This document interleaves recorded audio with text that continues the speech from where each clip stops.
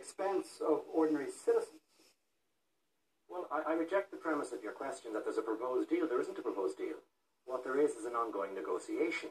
It's no different to the 1,000 other agreements that Ireland enters into in terms of bilateral relationships we have all over the world.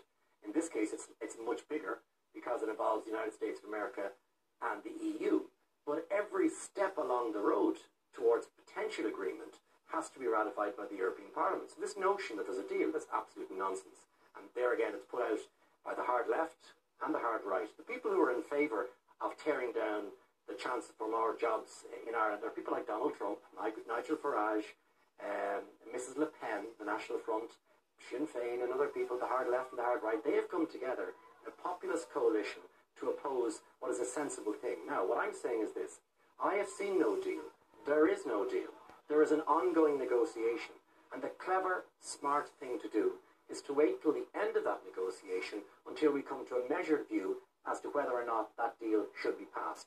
If it's passed by the European Parliament, it then will have to be passed by every other member state across the 28 member states by their parliaments. So we're a long way from a negotiated settlement on this. And that's why a lot of the kind of populist rhetoric you're hearing is simply that. It's people making noise for the sake of it, not actually dealing with the substance of the issue, but just wanting to oppose it for the sake of opposing it. It's not about TTIP, it's about lots of other things. And I think we obtained that by clearing the most recent election as well.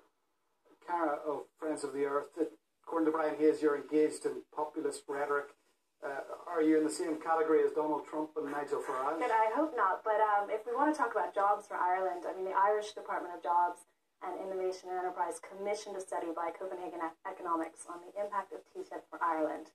And in it, they found that the biggest winners for TTIP is in the pharmaceutical sector, which we know is one of the lower employers. They only employ 10,000 people in Ireland. So while they're a big contributor to GDP, a lot of it is multinational benefit that's going back to the United States. And the big losers in terms of enterprise in Ireland is going to be agriculture, which Fine Gael says is our most